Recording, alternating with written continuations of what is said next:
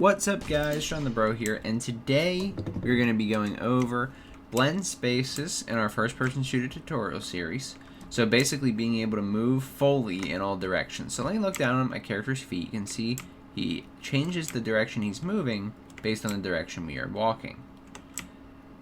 Now forward and backward are the same animation, just reversed, and same with right and left.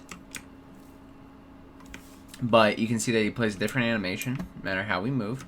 And if we sprint, we actually can play a different animation and still run faster. So we did break a few things in the previous episode, but it was on purpose. It wasn't unintentional. And what we did was basically change the first person character to be true first person. That way it's attached to our head, and we can see down at our body like this. Of course, it is offset our gun to look a little weird while we're walking a little too close to the camera, and a few other things like that.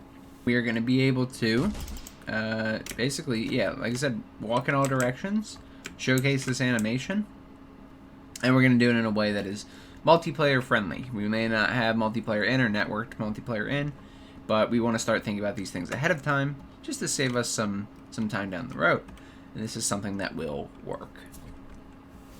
So, before we get started, this is, I believe, episode 17 or 18 of the first-person shooter tutorial series. So if you want to catch up, we've done all sorts of stuff in code and blueprint, and you can follow the entire series now by clicking this icon in the top right corner, which is the playlist that has all the episodes in it.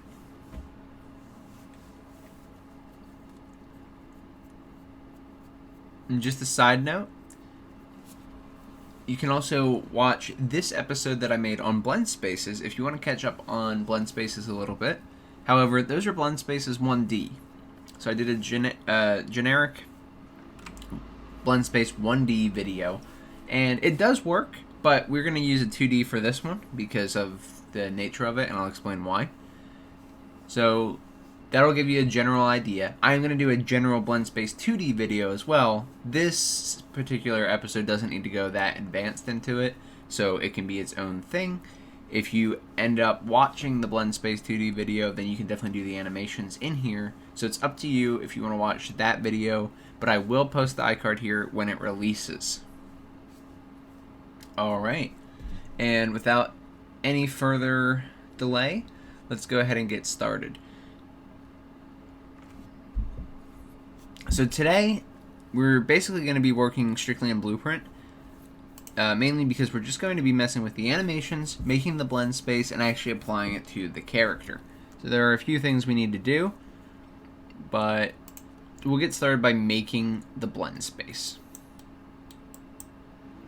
So let's go into wherever you want your animation to be. I put mine in a bunch of different folders here. Called it Movement Blend Space. So we had blend space one-dimensional, which is what I was referring to earlier. We had it in a few episodes, and we're showing it off. But you can right-click and hit Animation, Blend Space. Again, you don't want blend space 1D, it's one dimension, but we need both direction and speed in this case. Because if we just have direction, or if we just have speed, we can play one specific animation related to that value. But we need direction and speed because we want our walk speed to determine how fast our character is walking in the game. And we also want our direction to determine which way the character's feet are moving, or the whole body is moving during that motion. So if they have to move to left to right, forward, backward, in a diagonal manner, like I didn't really show this, but it does actually go diagonal. You can go any direction you need to. Okay, so once you've made the regular blend space, go ahead and click into it. And this is what I've got going on. So I'm going to go over everything. There's some standards that you'll pretty much always do with blend space 2Ds when you're doing it like this. So in a case where you need both a direction that the character is going to be moving and the speed, you're pretty much always going to set it up the same general way here. First of all, you're going to need to name your axes. So when you come in here, it'll probably look like this for you, and you won't have anything on screen, or you might have just a model on screen. Go over to your Asset Details tab, Open up your horizontal axis and your vertical axis. Now, set the name of these things. You can call them direction and speed. You can technically call them whatever you want, but direction and speed is pretty much the standard. Everywhere I've seen it, this is what it has been called. And it makes sense, right? Direction, like I said, is what direction the character is moving, and then speed is how fast they're moving. The values here are also actually pretty much a standard. So let me open this up a bit for you. We have minimum axis value and maximum axis value for direction. This is pretty much always going to be negative 180 and 180 when you want to be able to move in all directions. So I know we haven't set up the animations yet, but let me show you. So if I am walking all the way to the left, all the way to the right, you can see me walking right, left, standing still. Okay, so the direction matters. And again, I can be in the middle somewhere like this. You can see that they walk diagonally. I have my 4 diagonal motions. Okay. Alright. So we definitely care about direction and speed. So 180 and negative 180. Now the reason for this is basically circular movement. We can move any direction that a joystick could move us, that an analog stick could move us. Any input we give it, we can move. So we need to be able to move 360 degrees. Well, negative 180 and 180 is 360 degrees. I mean, take the difference and you'll figure that out as well. If you do negative 180 minus 180, that's negative 360, which doesn't really matter if it's negative or positive. And if you do 180 minus negative 180, that's 360. So this is 360 degrees of movement, and that's what we need. We need to be able to move anywhere in a circle.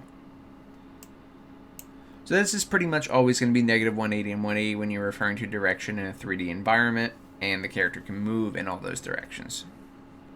The rest of the stuff I have not changed. And then we get to the vertical axis, so called speed, and the minimum can be 0 for this because, you know, the character can stop moving. They don't have to always have speed. If that's not the case, then of course change that to match the value you want. Now I'm going to do something a little bit different here. The standard here would be to use your character's max walk speed, which is usually 600. So if I go into my character that I'm spawning and possessing, my base character BP, I go into their character movement and scroll down, they have something called a max walk speed, which basically determines how fast they will walk. So it is set to 600. So the standard would usually be using 600 here.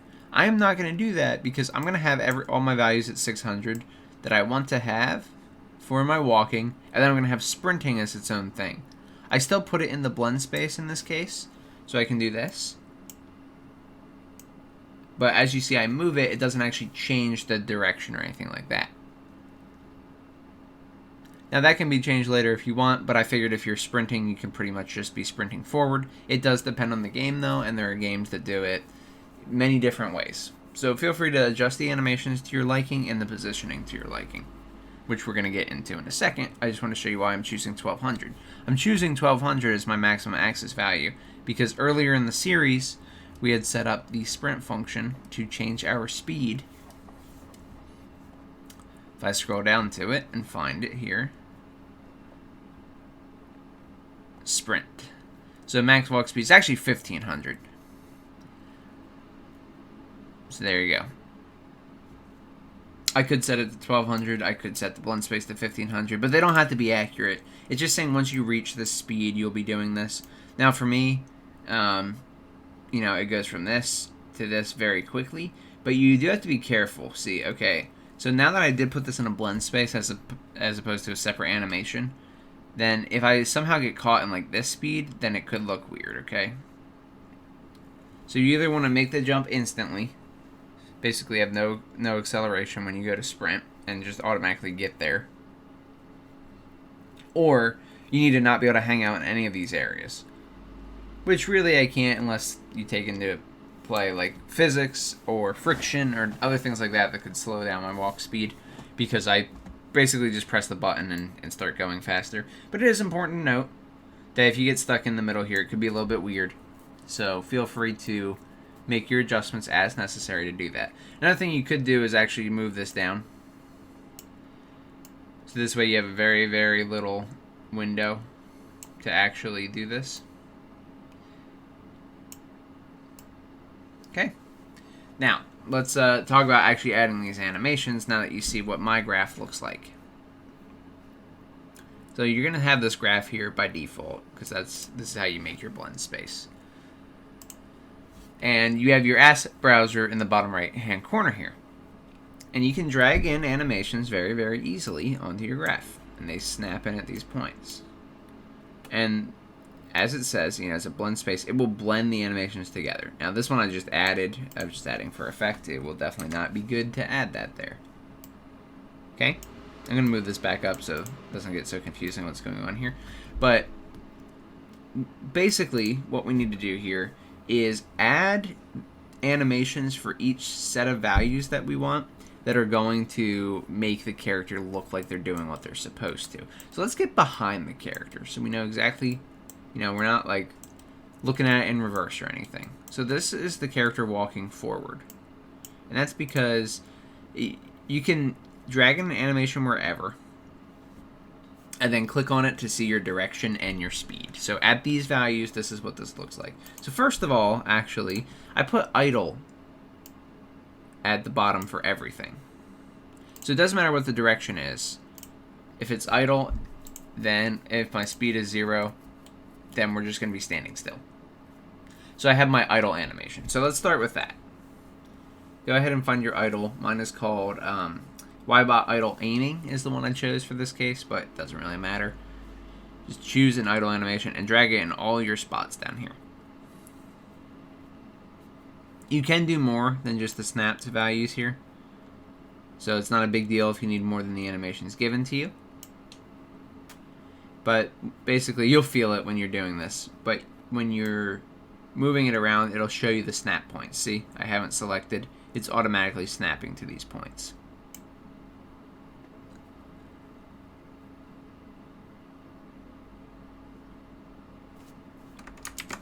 Okay. So add in your idle, and then you can start kind of playing around with it. I'm going to give you the values, but feel free to look on your own to figure out after the fact. So the bottom 5 are all idle. It does not matter. We don't fill out the values. We just want them to be idle. Then we're going to do walking forward. Okay, that's what this one is. Direction 0 at maximum walk speed is walking forward. So I have walk aimed. See, walk aimed is this animation. It's not the blend space, I'm just showing you. And then I have walk backward aimed. Now, for the record, I don't actually have a different animation for walk backward aimed. I duplicated walk aimed. I went like this. Right click, duplicate. And then I called it Y-bot walk backward aimed. And all I did was change the rate scale in the animation to -1.0. So if you don't have separate animations for walking forward, backward, or walking left and right, then that's how you can just reverse it. And then I also had walk left aimed, which looks like that, and I duplicated it, changed the rate scale to -1.0. Now going back to the blend space. So direction 0, speed 600 is going to be walking aimed. Now, as we change direction, we're going to change how we have to move. So say we change like that.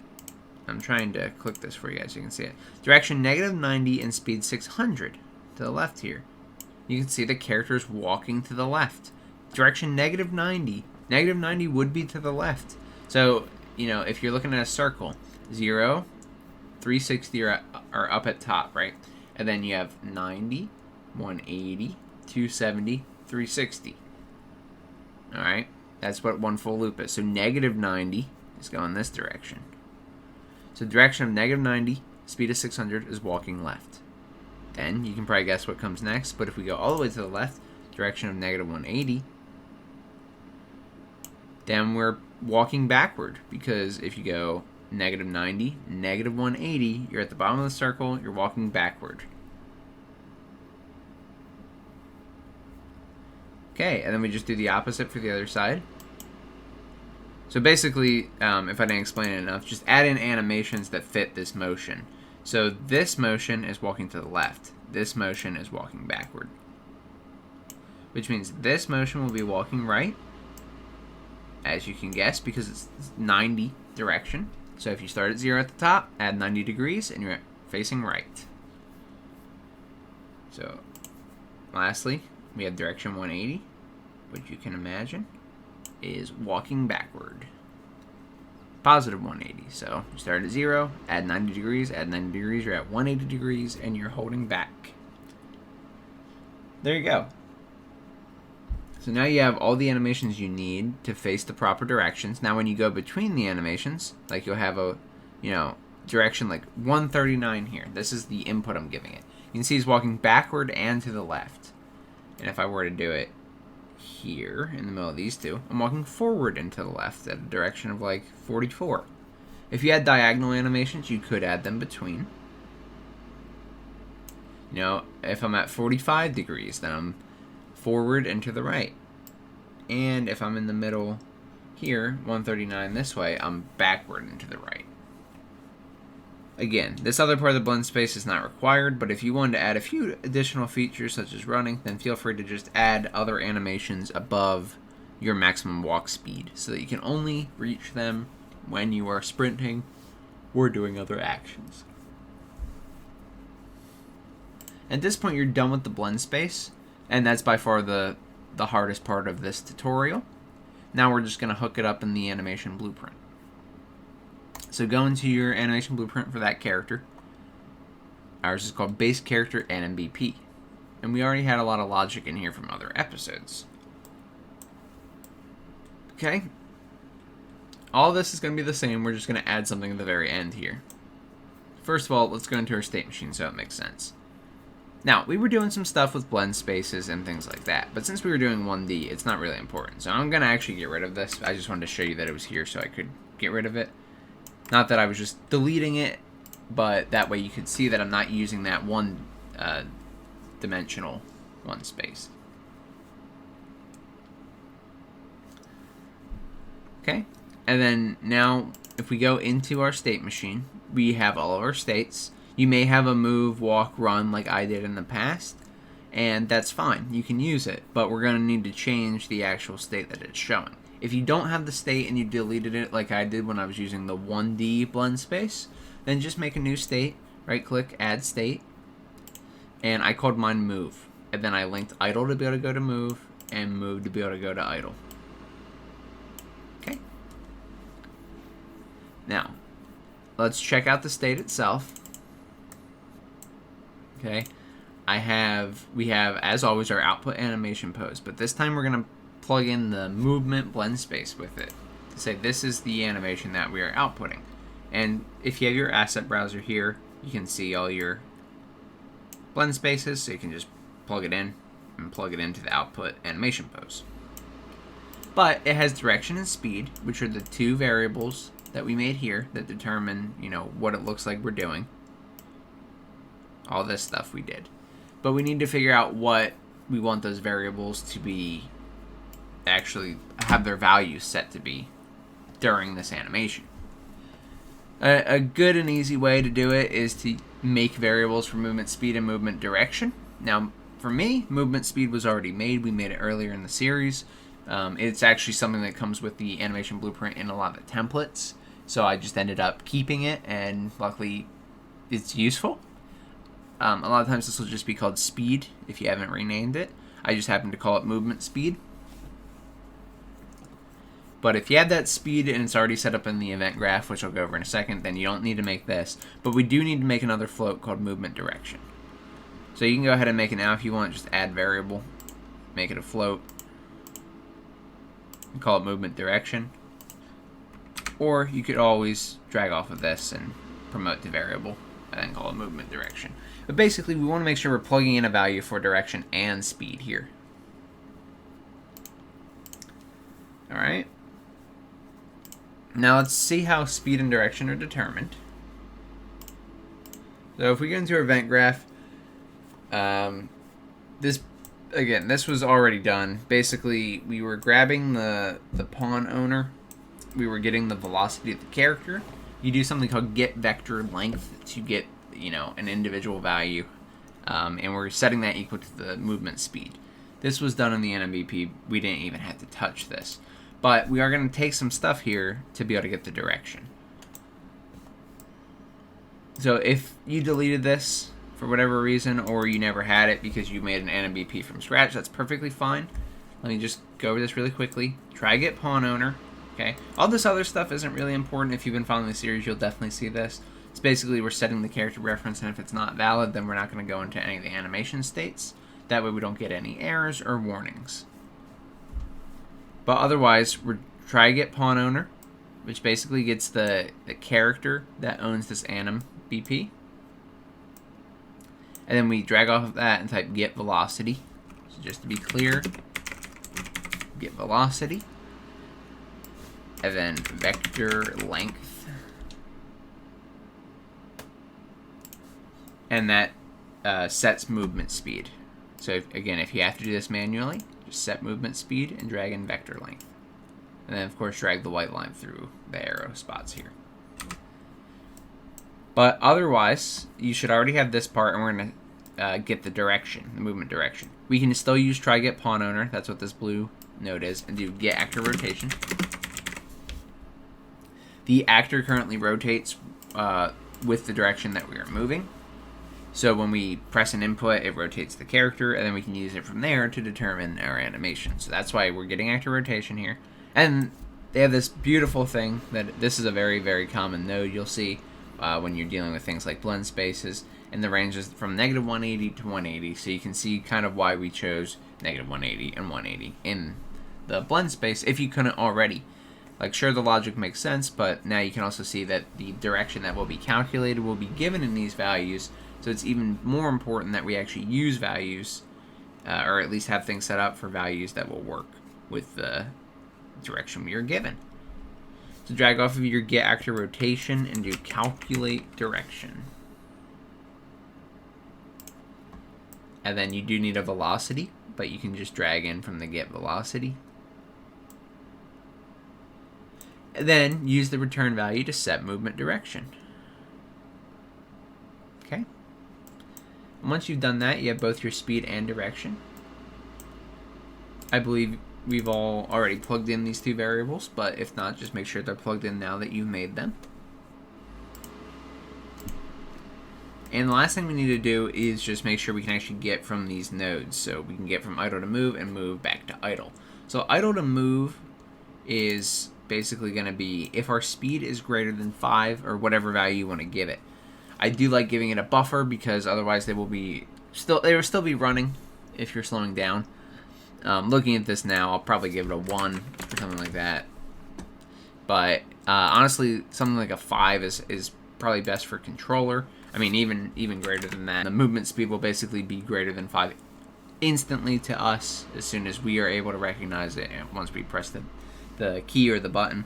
So it's not a big deal. But basically, just make sure your movement speed is greater than 0 at the least. It will be 0 while it is resting, so make sure it's greater than that. Feel free to give yourself a few points of buffer here. And that's how we go from idle to move. You can probably guess how we go from move back to idle. We just basically do the opposite.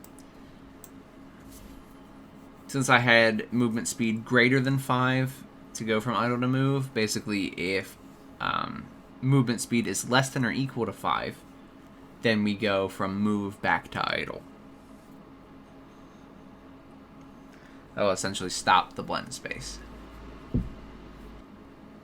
And that's about it, guys. That does everything we wanted to showcase today. Like I said, we can see our character walking in the proper directions. We can see it in the editor, and we can see it in-game. And so now our true first-person view is working, as well as proper animations that go along with it. And these are two important things that I wanted to get out of the way, because we're going to get back into the weapon stuff we were already doing in the next episode. And we want to make sure that this stuff is set up, because I don't want to have to edit this in the future for the base character. You know, you might have to change it for individual characters to see how it looks, but I want to clean it up a bit. So the next thing we'll be cleaning up, for the weapons specifically, is cleaning up these animations and how we can see everything. Like, you can see the gun here. Great, it follows the animation, it's good, but the animation kind of brings it up in the air. So we're going to do a few things to smooth out all that nonsense. Alright guys, so that's pretty much what I got for you today. But that should help you use blend spaces and make your character walk using the correct animations, using a given direction and speed, as well as potentially transition animations such as when I'm running like this. And it's going to set us up for the next few episodes. So if you enjoyed this video and it helps you make your character walk in the given direction and walk, transition pretty fluidly, then please subscribe. It does more for me and more for the channel than anything else you can do, and it's completely free. If you had any issues with this episode or any of my other tutorials, feel free to join the Discord community. It's completely free, and you'll be able to get some help and assistance with your issue. I want to give a huge shout out to my YouTube membership and Patreon supporters and subscribers. Thank you guys so much for giving me that extra support and believing in me. I just really appreciate it. So I'm glad you're liking the content, and I will, of course, continue to put it out. And thank you so much. Lastly, guys, if you want to come check us out while we're live streaming, you can either check us out on Friday for YouTube live streams for a side-scroller game, 6 to 8 p.m. Eastern Standard Time, or you can check us out on Twitch, twitch.tv/Shawnthebro27. Thank you guys so much for watching. I'm Shawnthebro, and I'll see you in the next one. Goodbye, guys.